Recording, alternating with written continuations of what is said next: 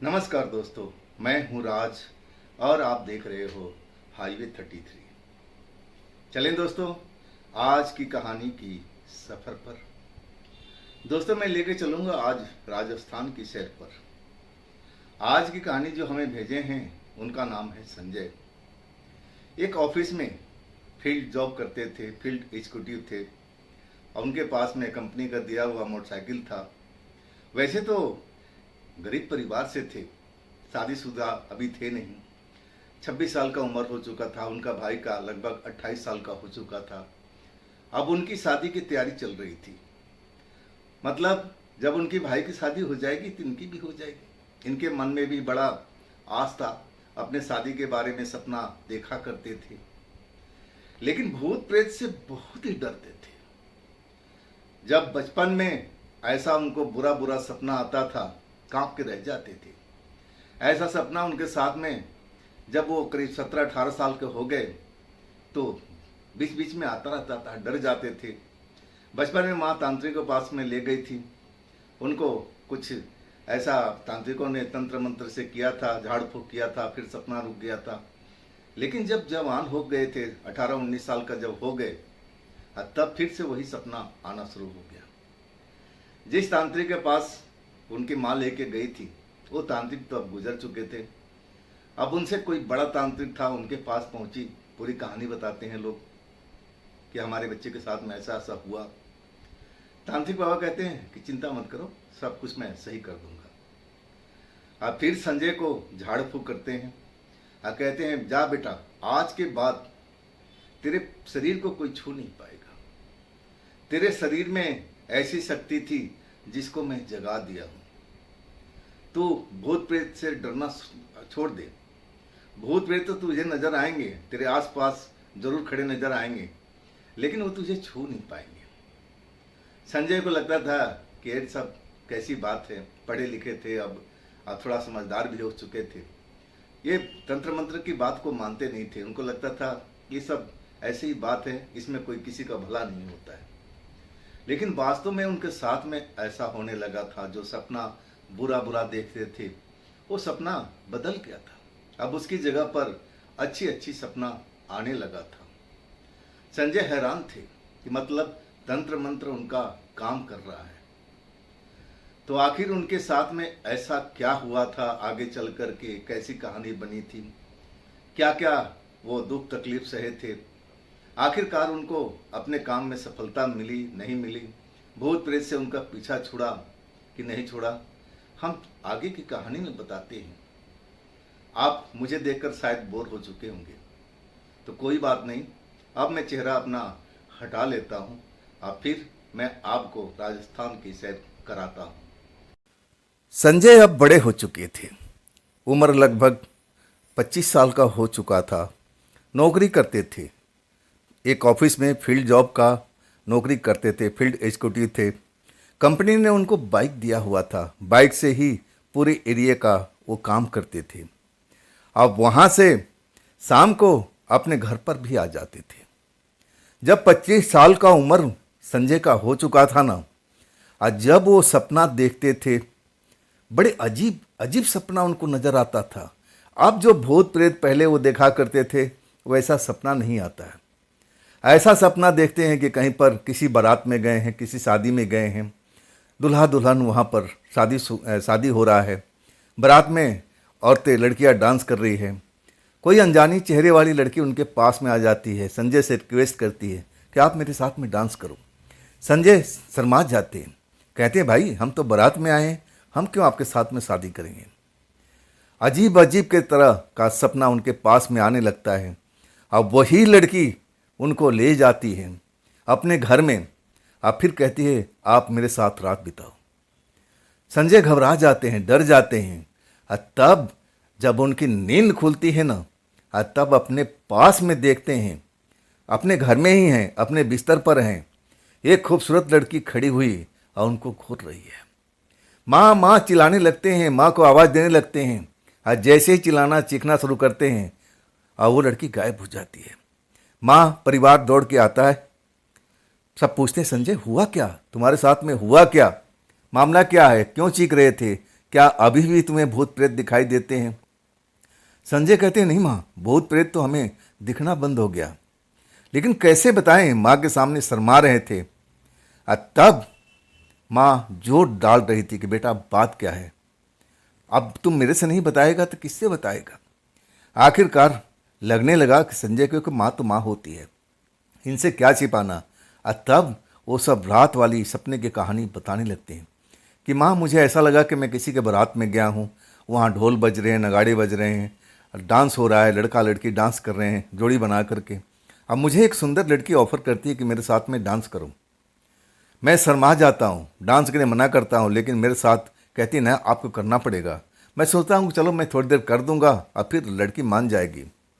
लेकिन वो लड़की मेरा हाथ पकड़ती है और अपने घर की तरफ ले आती है और कहती है मेरे साथ में रात बिताओ। और तब मैं डर जाता हूँ, आँख खुल जाता है। आज जो मैं देखता हूँ कि मेरे बिस्तर के पास वही लड़की खड़ी और गुस्से से मुझे घूर रही है, देख रही है। कहते कहते रोने लगते हैं। माँ समझदार थी और वो बात को समझ रही थी कि बेटे के साथ में कुछ ना कुछ तो हुआ है। बेटा हमारा पढ़ा लिखा है, झूठ तो बोलेगा नहीं। अब जिस तांत्रिक के पास में उनका इलाज हुआ था, अगले सुबह माँ बेटे चल देते हैं।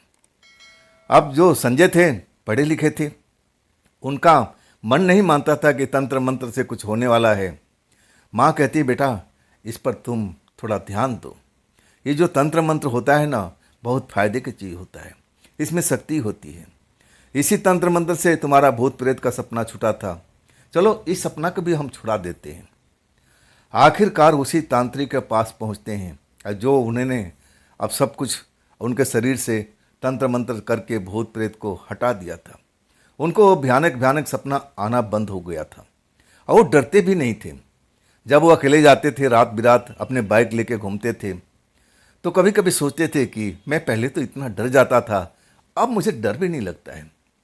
वो सोचने के समझने के आप कोशिश करते थे कि आखिर मैं बड़ा हो गया हूँ ना, इसी वजह से ये जो मेरा डर है वो गायब हो चुका है। अब मैं जवान हो चुका हूँ, अब मुझे डरने की जरूरत नहीं है। तांत्रिक के पास पहुँचते हैं माँ बेटा। माँ पूरा तकलीफ बताती है जो संजय ने उनको बताया था। ये सब बात सुन करके जो तांत्रिक बाबा थे, बूढ़े आदमी, मुस्कुराने लगते हैं। कहते हैं माँ जी आप थोड़ा साइड में चले जाओ, बाहर जाके इंतजार करो, अब मुझे लड़के से बातचीत करना है।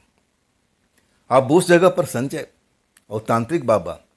तब तांत्रिक बाबा कहते हैं बेटा शुरू से मुझे कहानी बताओ, क्या क्या हुआ तुम्हारे साथ में, ये कब से चल रहा है। संजय अपने दिमाग पर जोर डालने लगते हैं। कहते हैं कि मुझे अच्छे अच्छे तो सपने आते थे, ऐसा लगता था कि मैं बगीचे में घूम रहा हूँ, फूलों का वो ऐसा बगीचा है और वहाँ मैं सुगंध ले रहा हूँ। कुछ ऐसी चीज़ भी देखते थे जो मैंने कभी नहीं देखा। जो भी अपने दिमाग में उनको याद था उन चीज़ों को तांत्रिक बाबा को बताने लगते हैं। और तांत्रिक बाबा उनकी बात को सीरियस ले रहे थे, शांत भाव से उनको सुन रहे थे।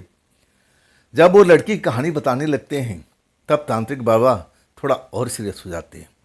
बेटा इससे पहले कोई लड़की तुम्हें नज़र नहीं आई ना? तब कहते हैं नहीं, हाँ दृश्य बड़े अच्छे अच्छे नज़र आते थे, लेकिन कोई लड़की नज़र तो आती थी लेकिन मेरे नज़दीक नहीं आती थी। तांत्रिक बाबा कहते हैं कि ठीक है कोई बात नहीं। अब फिर कहते अपने माँ को आवाज़ दो। संजय अपनी माँ को आवाज़ देते हैं, माँ भी आ जाती है, साथ में बैठ जाती है, हाथ जोड़ करके तांत्रिक बाबा के आगे कि बाबा बताइए अब ये हमारे बच्चे के साथ में क्या हो रहा है। तब तांत्रिक बाबा कहते हैं कि देखो जो मैंने विधि अपनाई थी और उस विधि से तुम्हारे लड़के का जो बुरा सपना आता था, लड़का तुम्हारा डर जाता था, वो चीज़ तो मैं हटा दिया। जब शरीर से बुरी चीज़ हट गई ना, अब इसमें एक नया ऊर्जा जाग चुका है। ये जो नया ऊर्जा है ना, ये अच्छी प्रेत आत्माओं को आकर्षित कर रहा है। ये भी प्रेत आत्मा ही है, लेकिन वो बुरी नहीं है, जो लोगों को तकलीफ पहुंचाती है, लोगों को धोखा देती है, लोगों को अपने जाल में फांसती है। ये ऐसी प्रेत आत्माएं नहीं हैं। ये हैं प्रेत आत्मा, लेकिन अच्छे स्वभाव की, लोगों के साथ में कोई बुरा नहीं करती है। अब समझ लो, जो मैंने अब इसके शरीर से जो चीज़ निकाल कर बाहर फेंक दिया, जिससे तुम्हारा लड़का डरा रहता था, इसके शरीर में डर हमेशा रहता था, वो चीज़ तो निकल गई। उसकी जगह पर एक नई चीज़ आ गई है। अब समझ लो, अब ये साइड इफेक्ट है। दवाई हम खाते हैं ना, दवाई में हम बुखार की दवाई खाते हैं तो बुखार तो अच्छा कर देता है, लेकिन वही दवाई आप रोज रोज खाते जाओ तो आपके शरीर को नुकसान भी पहुंचाता है। ये साइड इफेक्ट होता है। ये हमारे मंत्र का साइड इफेक्ट हो चुका है। अगर आप कहो तो हमें अब इस चीज़ को निकालना पड़ेगा, लेकिन फिर आपका लड़का फिर उसी अवस्था में आ जाएगा, फिर वो डरने लगेगा और उसके आसपास में भूत प्रेत आने लगेंगे, सपना भी बुरा बुरा आएगा। क्या चाहती हो आप? अरे छोड़ो ना, ये कौन सा बार बार इसको रोज सपना आता है। अब तो एक ही बार में आए ना, जब अगली बार आए तो मेरे पास में आप जरूर आना, और तब मैं कुछ ना कुछ सोचूंगा, और मुझे सोचने का टाइम भी चाहिए। आप लोग जाओ, डरने की जरूरत नहीं है। अगर सपना आए ना, उस लड़की को आप मना कर देना कि नहीं नहीं नहीं, मैं आपके साथ में अब मैं रात नहीं बिताना चाहता हूँ। वो मान जाएगी, चली जाएगी और आपको छू नहीं पाएगी। तांत्रिक बाबा सब कुछ समझा देते हैं। आज संजय तो जैसे अब हैरत में पड़ जाते हैं। तंत्र बल में इतनी शक्ति होती है। अब वो पढ़े लिखे थे, अपना दिमाग दौड़ाते हैं, लेकिन समझ नहीं पाते हैं। लेकिन माँ उनका पुराने अब जमाने की थी, पुराने ख्यालातों की थी। पूजा पाठ करना उनका काम था, तंत्र मंत्र को, शक्ति को पहचानती थी। और तब संजय कहती कि हाँ, तांत्रिक बाबा सही करें बेटा। अब जो तो ये लड़की दिखी थी ना, वो कोई बुरी आत्मा नहीं थी, वो एक अच्छी आत्मा थी। तेरे साथ में अब दोस्ती करना चाहती थी। खैर, जैसे बाबा ने कहा है तो उस लड़की को मना कर देना। अगर दोबारा भी तुम्हारे सपने में आती है और दिखाई भी देती है तो उसको मना कर देना कि नहीं, आपसे हमें कोई दोस्ती नहीं रखना है। अब इसके बाद वो लोग अपना घर लौट आते हैं। संजय तो अपना काम पे चलते रहते थे। कभी कभी उनके साथ में होता था कि दूसरे शहर भी उनको ऑफिस वाले भेज देते थे। जब वहाँ पर उनको कोई ज़रूरत होती थी, कोई उनका ब्रांच था, ब्रांच में कोई छुट्टी चला जाता था, तो संजय इस काम के लिए तैयार रहते थे, कभी मना नहीं करते थे। कुछ लालच भी था, उनको कुछ पैसा मिल जाते थे एक्स्ट्रा। घर में थोड़ा पैसे की जरूरत भी रहती थी, इसलिए फिर उनको ऑफिस ने एक जगह पर भेज देता है। अब नए जगह पर जाते हैं, लेकिन वहाँ पर उनका एक रिश्तेदार था, नज़दीकी रिश्तेदार था।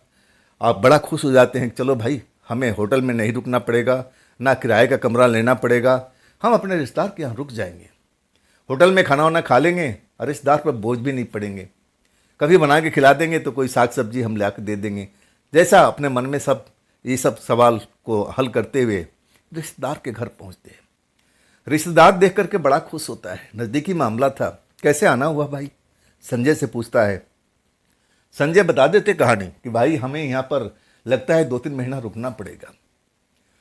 उस टाइम तो रिश्तेदार कुछ बोल नहीं पाता है, वो भी खुश होता है, चाय पानी नाश्ता जो भी होता है। लेकिन उनका जो रिश्तेदार का घर था ना, परिवार बड़ा था और कमरे कम थे, और वो भी बड़ा मुश्किल से उस घर में इतने बड़े परिवार का गुजारा होता था।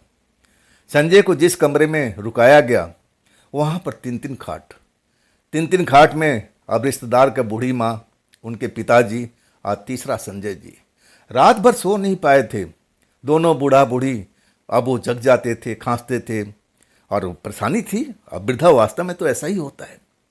रात भर सोने की कोशिश किया, लेकिन नींद नहीं आ पाई। जब भी नींद आती थी, अब फिर वही खांसना शुरू।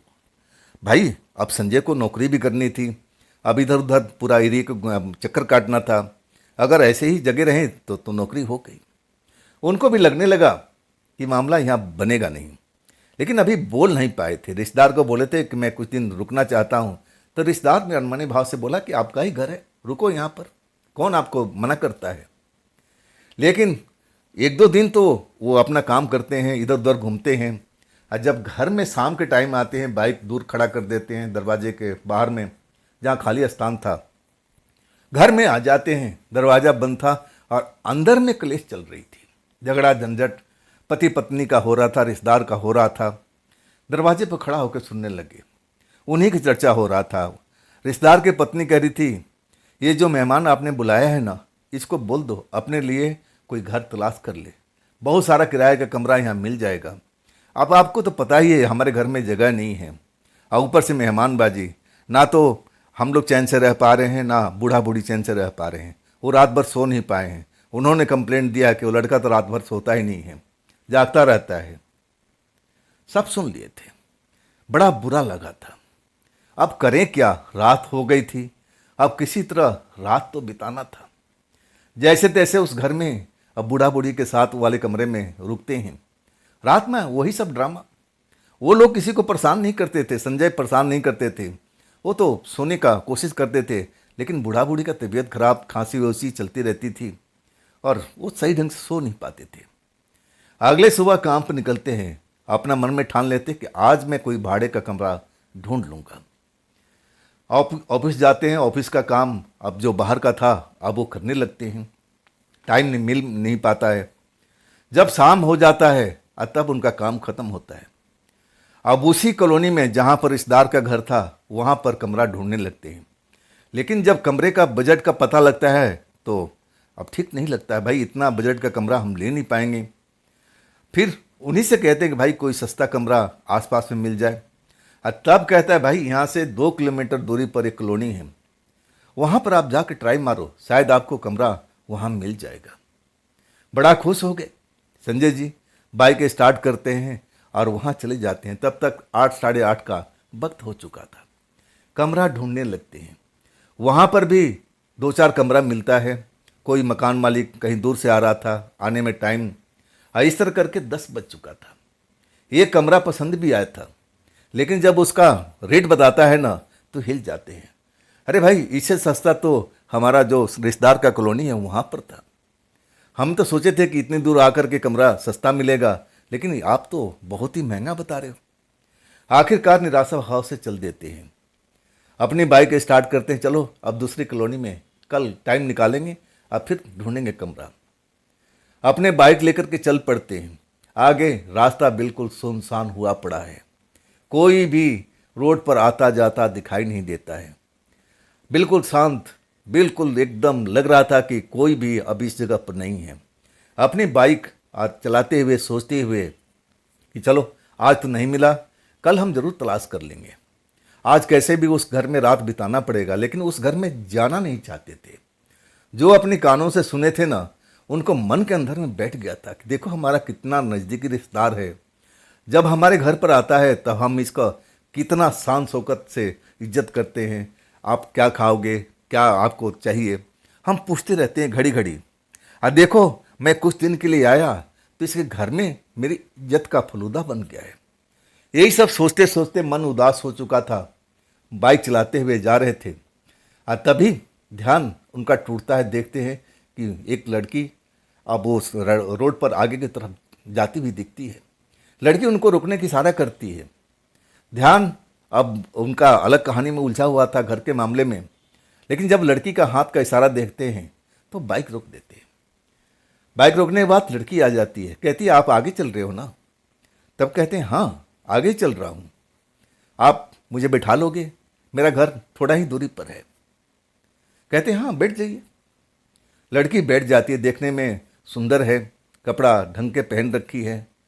फिर बातचीत होने लगती है। लड़की बोलती है आप रात को कहाँ गए थे, आप इस एरिए में नए लगते हो। जैसे लड़की भांप लेती है। तब कहते हैं हाँ जी मैं तो फलाने इलाके का रहने वाला हूँ और ऐसे ऐसे कमरे की तलाश में निकला था। मुझे बताया गया था कि इस कॉलोनी में आओगे तो आपको कमरा सस्ता मिल जाएगा, लेकिन ये तो हमारा जहाँ रिश्तेदार रहते हैं उनसे भी ज़्यादा यहाँ महंगा है कमरा। मैं आप कल देखूँगा। कहते हैं कि आप जहाँ रिश्तेदार आपका रहता है वहाँ क्या परेशानी है, वो भी तो आपका रिश्तेदार है। तब अपनी दुख भरी कहानी बता देते हैं। लड़की को दया आ जाती है, ना जाने उसके मन में क्या आता है। कहती है आपको कमरा ही चाहिए ना रात बिताने के लिए ना। तब कहते हैं कि हाँ जी तो कोई बात नहीं, आप मेरे साथ में चलिए, मेरे पास में है कमरा। कितने दिन रहना है, कितने महीना रहना है। तब कहते हैं कि हो सकता है कि 2 महीना या हो सकता है कि 3 महीना, इससे ज़्यादा तो हम रुक नहीं पाएंगे। तब लड़की मुस्कुराती है, कहती है हमारे पास में कमरा है, आप चल के देख लीजिए, अगर आपको पसंद आता है तो आप बिल्कुल हमारे कमरे में रह सकते हैं। किराया पूछते हैं। तब लड़की कहती है पहले घर तो देख लीजिए, अगर आपको जचता है तभी आप लेना। और वो जो घर में लेके जाती है, मेन गेट तो बंद रहता है। बाइक अब रोक देते हैं घर को देख करके, शायद यही घर है। अब वो आसपास में कोई घर भी नहीं था और घर अंधेरे में डूबा हुआ था। तब लड़की कहती नहीं ऐसा करो आप बाइक पीछे लेके चलो, ये मेन गेट हम बहुत कम खोलते हैं, हमारा जो आने जाने का रास्ता है ना पिछला दरवाजा से है। अब इस बात को संजय जी समझ नहीं पाते। उनको लगा कि भाई होगा, कोई ना कोई बात होगा, गेट भारी होगा, जल्दी से खुलता नहीं होगा, लोहे का भी गेट दिख रहा था। तब वो बाइक लेकर चल पड़ते हैं पिछले गेट पर। वहाँ पर एक छोटा सा गेट था। लड़की चाबी से दरवाज़ा खोलती है और इसके बाद बुलाती है, अंदर आ जाइए। संजय जी को लगा कि ये भरा पूरा परिवार होगा, लेकिन जब घर में आते हैं तब उस लड़की के अलावा कोई भी नहीं दिखता। घबरा जाते हैं। लड़की भी स्मार्ट थी, सुंदर थी, जवान थी, संजय भी जवान थे। उनको लगने लगे भाई अगर लोग बाग सोचेंगे हमारे बारे में कि एक जवान लड़का एक लड़की इस घर में रहती है, कैसे कैसे सवाल करेंगे, घबरा जाते हैं। तब शायद लड़की भाप जाती है। अब कहती है आप शायद सोच रहे होगे ना कि मैं इतने बड़े घर में अकेले रहती हूँ। तब संजय कहते हैं कि हाँ जी, यही मैं सोच रहा था। अरे घबराइए मत, हमारा भरा पूरा परिवार है। अब किसी कारण से वो लोग गए हुए हैं, जल्दी ही लौट के आ जाएंगे, आप चिंता मत करो। आओ मैं आपका दिखाती हूँ कमरा, आप पसंद कर लो, अगर मन मानता है तो आप ले सकते हो। उस घर में 2 कमरा पीछे के गेट की तरफ था और 2 आगे के गेट की तरफ। अब बीच में एक दरवाज़ा लगा हुआ था, आगे से आने जाने के लिए, पीछे से जाने के लिए, मतलब एक सेंटर दरवाज़ा था जो दोनों कमरों को अलग करता था। अगर बीच का दरवाज़ा बंद हो जाए तो अलग वो भूभाग हो जाता था, अलग का अलग, उस ताप का अलग और इधर का इधर अलग, सेपरेट अब पोजीशन हो जाती थी। 2 कमरा था, दोनों कमरा दिखाती है। एक कमरा पसंद कर लेते हैं संजय। अब तब कहते हैं कि बताइए कितना किराया आप लेंगी। लड़की कहती है आप कितना दे सकते हैं। अपना बजट का हिसाब लगाते हैं और कहते हैं कि भाई मैं तो इतना ही दे सकता हूँ। तब लड़की कहती है मुझे इतना भी नहीं चाहिए, आप आधा ही दे दीजिएगा। आप थोड़ा घबरा जाते हैं, आधा क्यों जी, आधा क्यों जी। तब लड़की कहती है देखिए मैं आपको देखी आप शरीफ लड़का लगे, मैं इस घर में रहती हूँ अकेले, हमारा परिवार गया है वो बाहर कुछ टाइम के लिए, मैं अकेले डरती रहती हूँ। अब लड़की जात हूँ ना, इसीलिए मैं पीछे से आना जाना शुरू करती हूँ, कहीं भी आती जाती हूँ पीछे से, ताकि कोई पड़ोसी देख ना सके और ना मुझसे कोई सवाल पूछ सके। आप इस घर में रहोगे ना तो मुझे अपनी सुरक्षा का गारंटी मिलेगी। मैं आपको देख के पहचान गई हूँ कि आप ऐसे वैसे लड़के नहीं हैं। संजय फूल का कुप्पा हो चुके थे। जब उनके बारे में लड़की अब इतनी बढ़ा चढ़ा के बात करती है तो इंसान तो ऐसे ही हो जाता है। हाँ तब कहते हैं जी मैं ऐसे ही हूँ जैसे आपने सोचा है। आज तक मेरी किसी लड़की से फ्रेंडशिप भी नहीं हुई है। अब मेरे पास वक्त भी नहीं है कि मैं इन मामलों में पढ़ूँ। अभी तो मेरे भैया की शादी होने वाली है और उसके लिए हम मेहनत कर रहे हैं, पैसा कमाने की कोशिश कर रहे हैं कि पहले मेरे भैया की शादी हो जाए, इसके बाद मेरा भी नंबर आएगा। लड़की मुस्कुरा देती है, कहती है आपका भी हो जाएगा, आप चिंता मत करो। तो आपने क्या अब दिमाग में क्या बिठाया है, घर लेंगे या नहीं लेना है। हाँ तब कहते हैं ठीक है जी, आपका शर्त मंजूर है, मैं पैसा आपको दे दूंगा। हाँ तब कहते हैं कि मैं जा रहा हूँ, अपना सामान लेके आऊँगा। लड़की कहती है अरे रात तो बिता लो, फिर उसी घर में जाओगे बूढ़ा बूढ़ी के पास में, और जो आप सारी रात सो नहीं पाओगे। इससे बेहतर है कि आप मेरे पास में बिस्तर है, पलंग है, सब कुछ इस घर में लगा हुआ है, आराम से रात बिताओ। मैं बीच वाला दरवाज़ा बंद कर लूँगी, अगर आपको किसी चीज़ का ज़रूरत हो तो आवाज़ दे देना। वैसे तो इस घर में सब कुछ है, जो चाहिए आपको मिल जाएगा, पानी मिल जाएगा, सब कुछ मिल जाएगा और मुझे जगाने की ज़रूरत नहीं पड़ेगी। संजय खुश हो गए थे। उनको लगा कि मेरा तो मामला सलट गया, मुझे तो अपना घर मिल गया, अब मैं चैन का नींद सो पाऊँगा। अब वो खांसी का बूढ़ा बूढ़ी का आवाज़ मुझे अब सोने से रोक नहीं पाएगा। आज जी भर के मैं अच्छी नींद लूँगा। और उसके बाद खाना वाना तो पहले खा चुके थे, पानी वानी पीते हैं और फिर उसी बिस्तर पर जाके सो जाते हैं। अगली सुबह जब उठते हैं तो सुबह सुबह अपना उनको ऑफिस जाना होता था, जल्दी से तैयार हो जाते हैं और फिर उस लड़की को बीच वाला दरवाजे को आवाज़ देते हैं कि मैडम जी मैं जा रहा हूँ, आप पीछे वाला दरवाज़ा बंद कर लेना।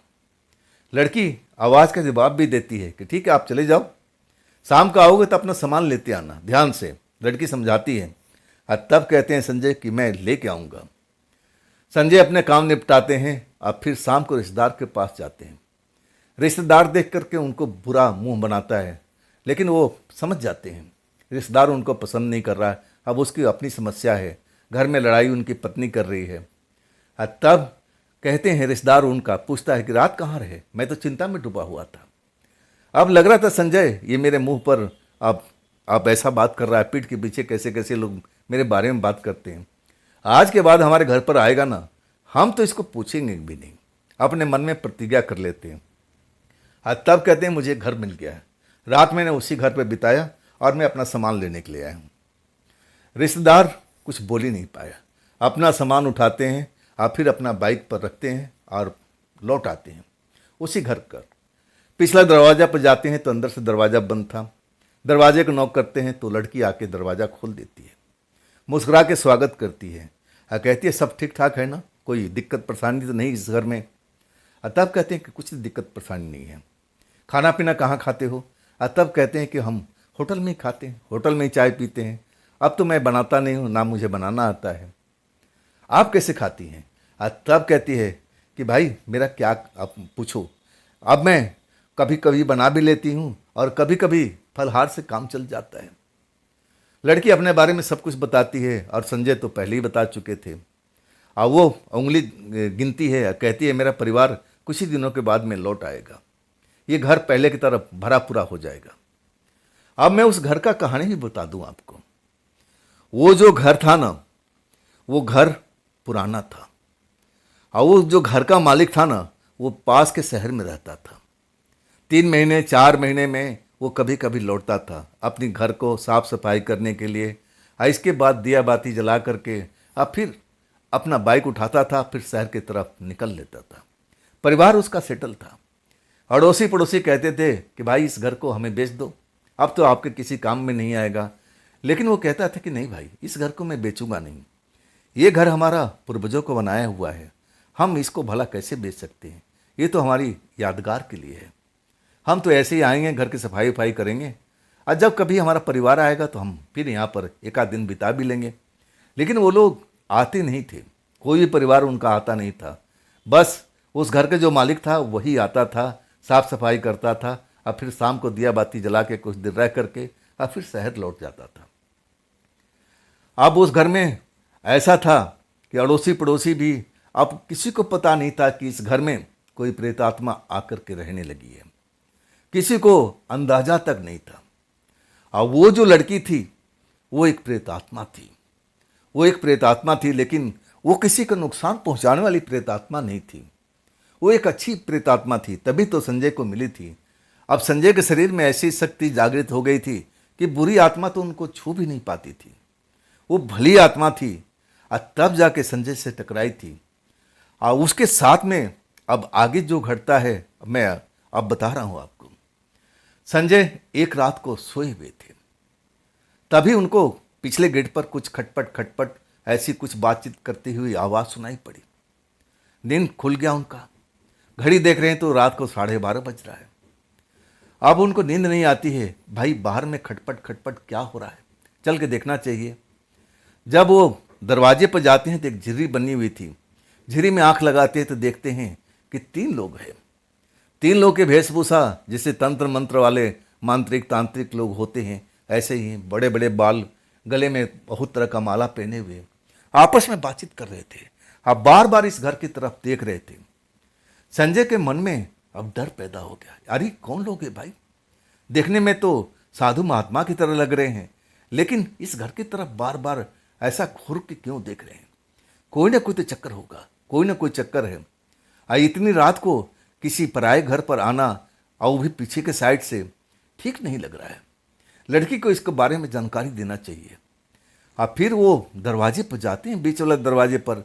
अब दरवाज़ा का नॉक करते हैं, कुछ ही देर में लड़की खोल देती है, देखती है उनको, बात क्या है जी, बात क्या हुआ है।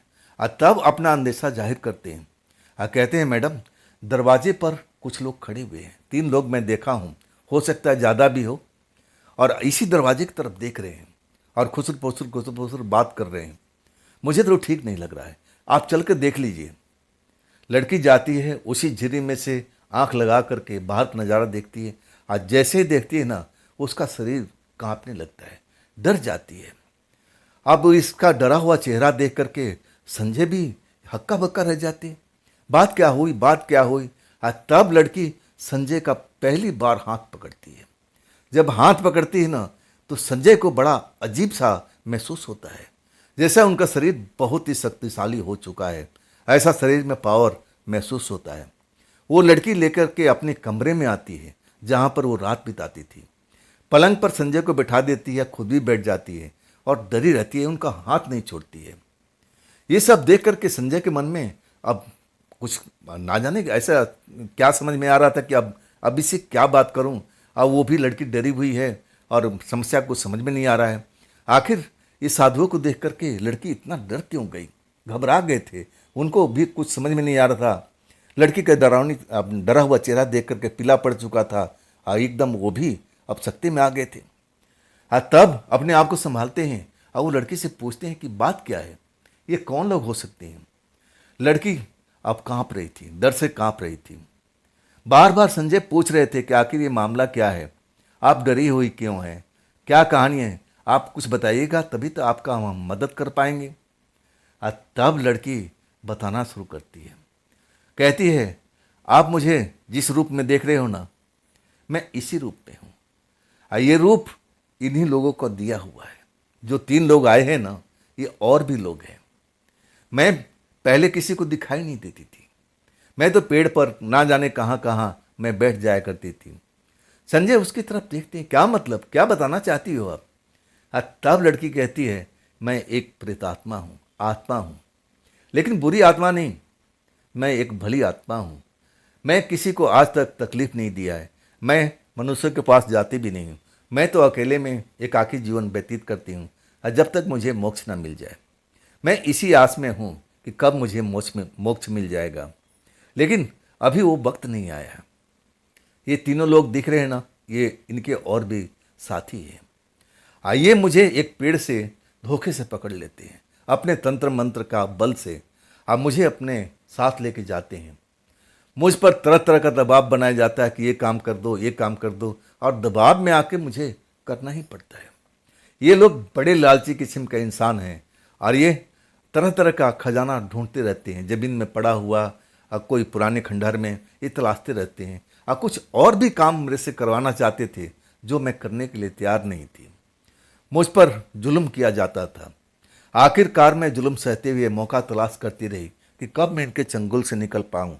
आखिरकार मुझे मौका मिल जाता है, मैं भाग आती हूँ। मैं उस जगह पर नहीं जाती हूँ, मैं भागते हुए इधर उधर मंडराती रहती हूँ और अपने आप को सुरक्षित रखने की कोशिश करती हूँ। और तब तक मुझे ये शरीर मिल चुका था। इन लोगों ने मुझे एक नया शरीर प्रदान कर दिया था और कहने लगे तुम जब चाहे अपना रूप में आ सकती हो और जब चाहे तुम गायब हो सकती हो। उन्होंने मुझे तंत्र मंत्र की शक्ति से ऐसा रूप दे दिया था, मुझे सब बताया गया था। मैं अब इधर उधर भटकती हुई अब मुझे लगा कि कौन सा जगह मुझे सुरक्षित मिलेगा। और तब ये घर मेरे निशाने पाता है।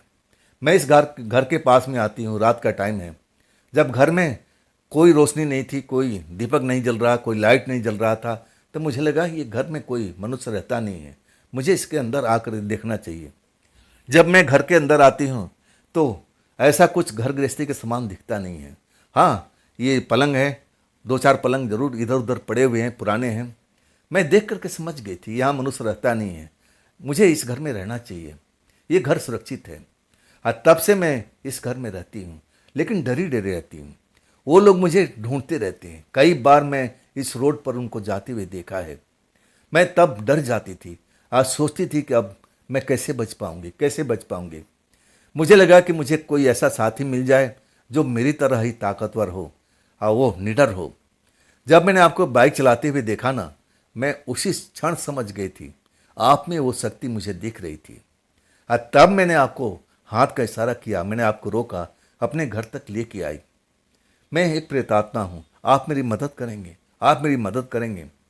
लड़की रोते रोते संजय से यानी मुझसे वो सब कुछ बताने लगी थी।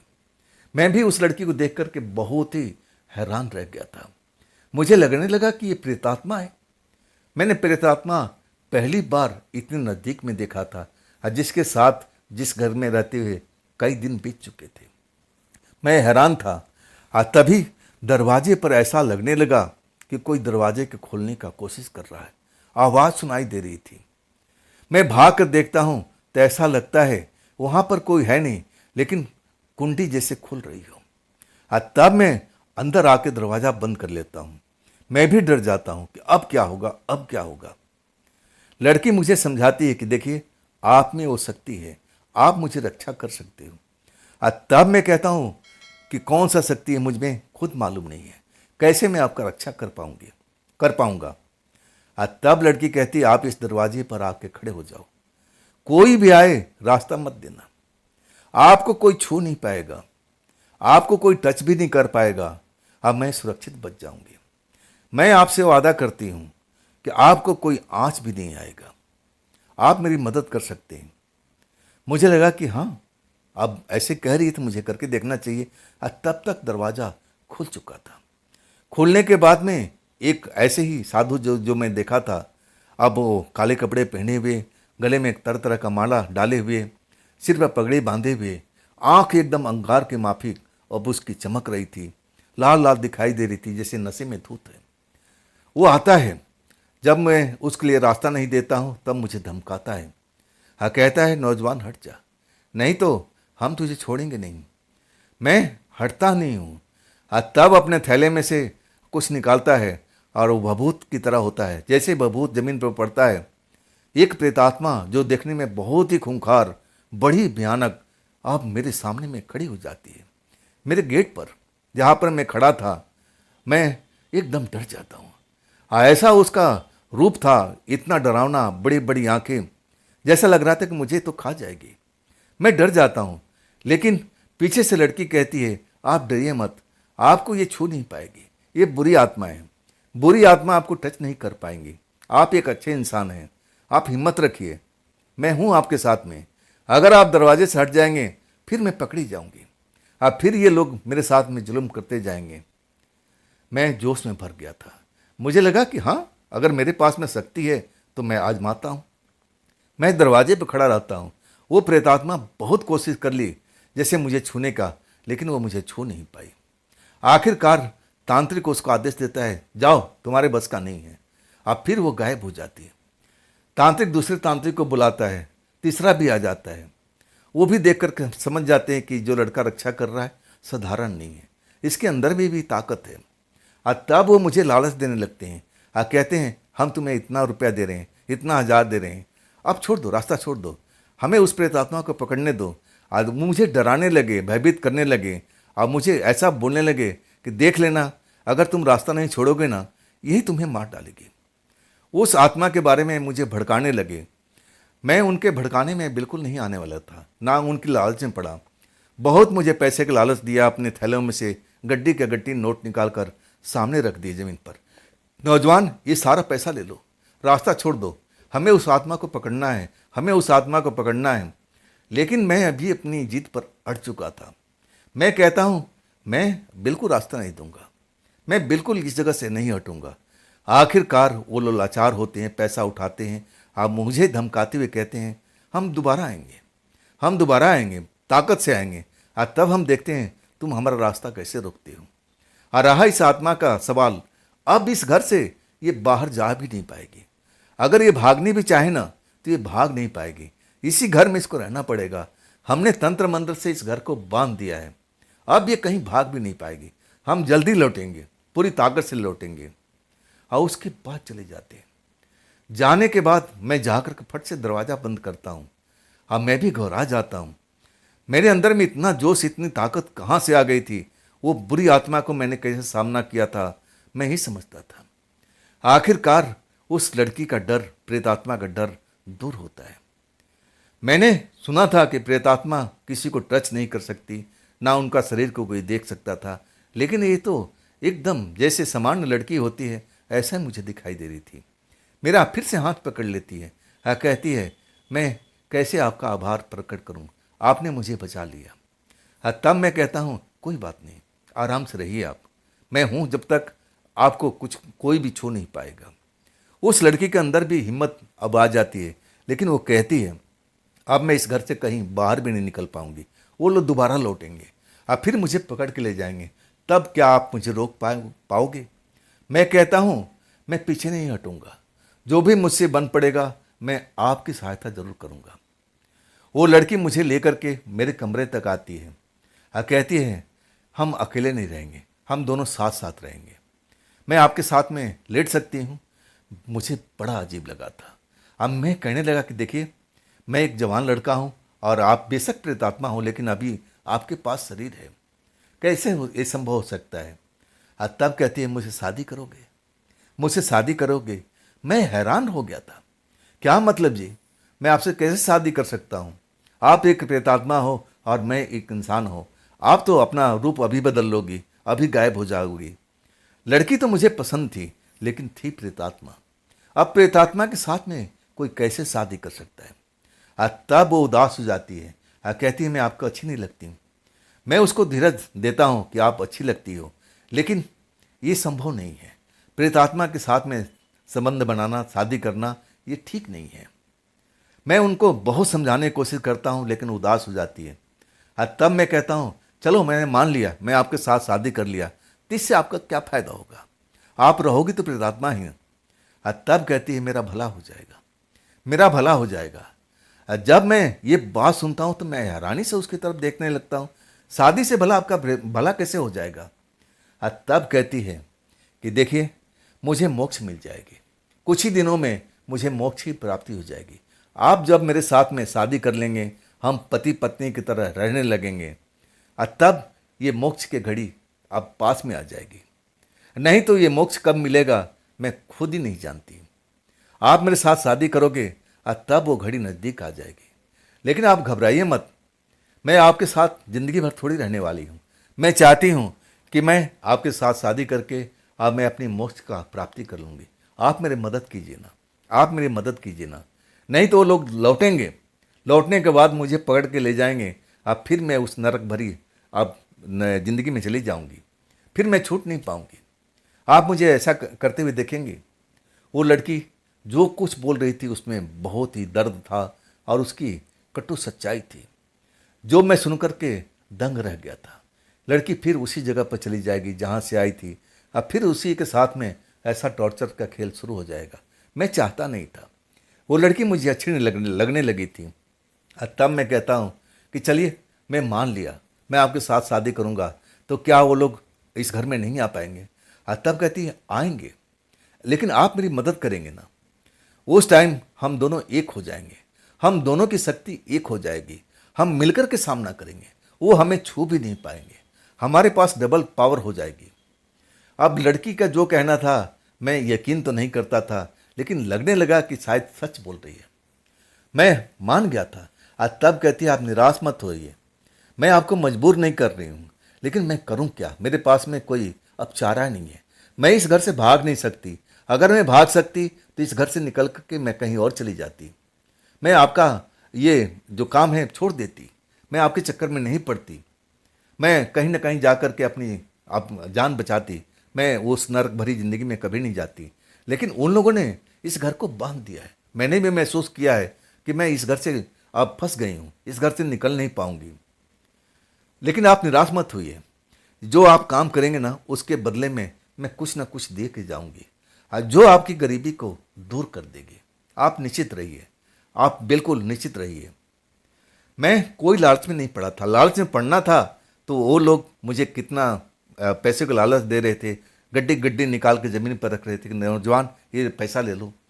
तब मैंने लालच नहीं किया। अब मैं इस लड़की से क्या लालच, मुझे बस एक ही लालच थी कि इसको मुक्ति मिल जाए, इसको मोक्ष मिल जाए, ये अपनी दुनिया में चली जाए। मैं बस इसलिए उस घर में रुक गया था। अब मैं कहूँ ना, उस लड़की के साथ मैं संबंध में बनाया और शादी भी किया, एक विधिवत ढंग से उसी घर में। तब वो लड़की बहुत खुश हो गई थी, जैसे हम पति पत्नी की तरह उस घर में रहने लगे थे। मैं जाता था सुबह मोटरसाइकिल लेकर के, वो दरवाजे पर मुझे विदा करती थी, फिर दरवाज़ा बंद कर लेती, जल्दी आ जाना।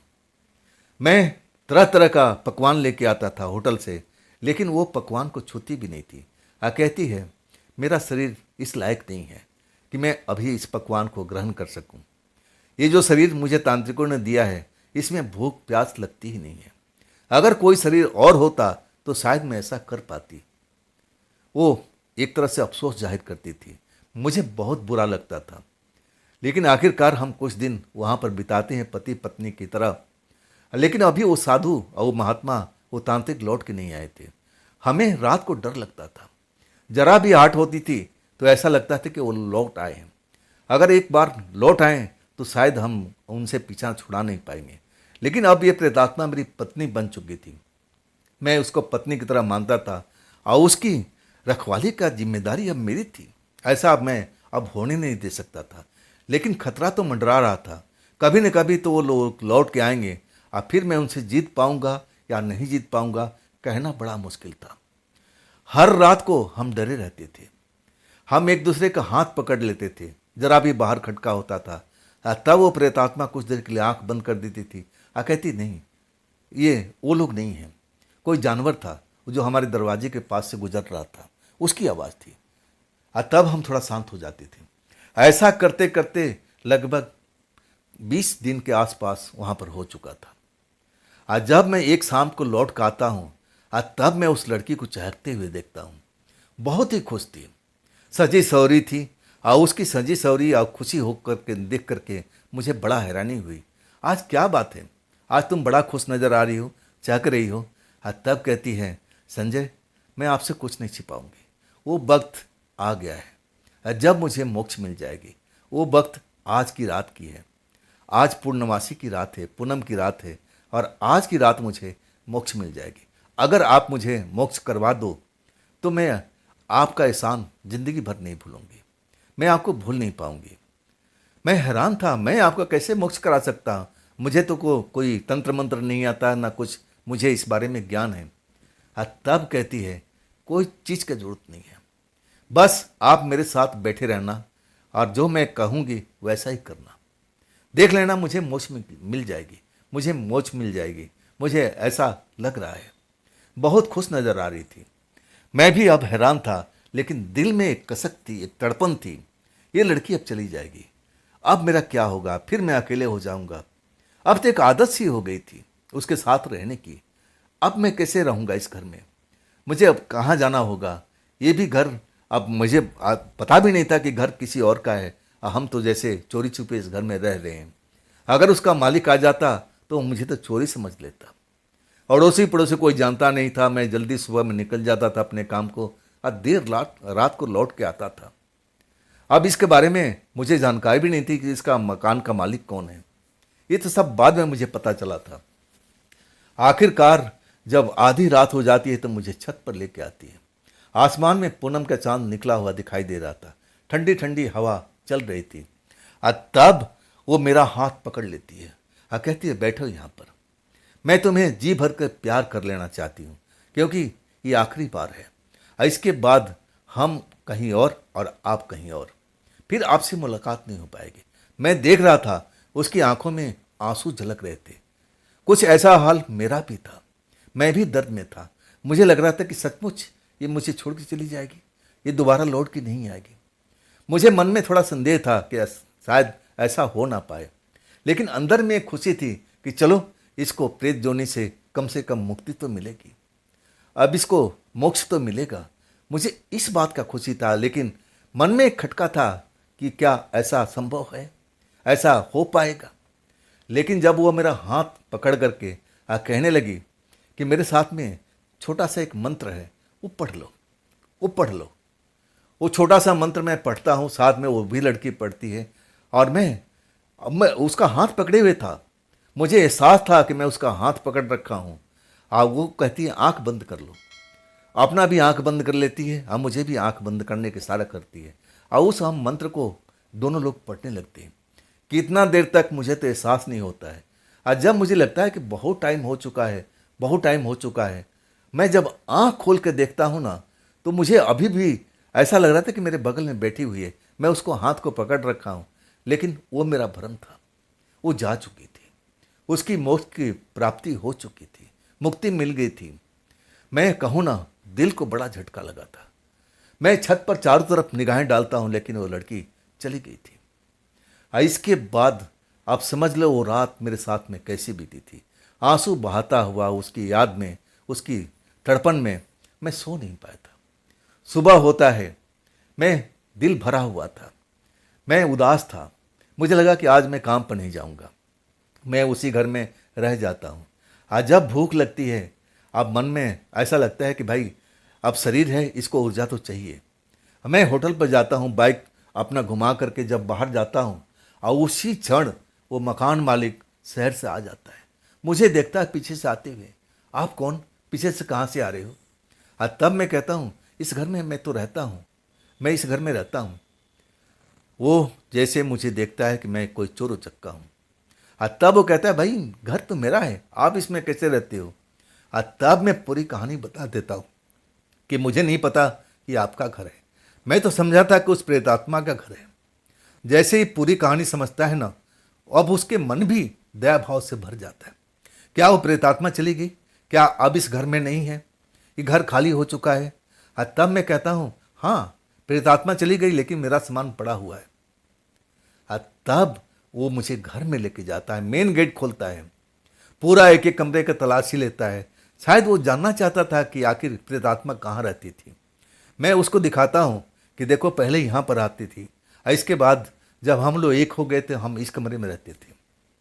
आखिरकार जब उसको कुछ नज़र नहीं आता है, तब कहता है कि अब कहाँ जाओगे यहाँ से?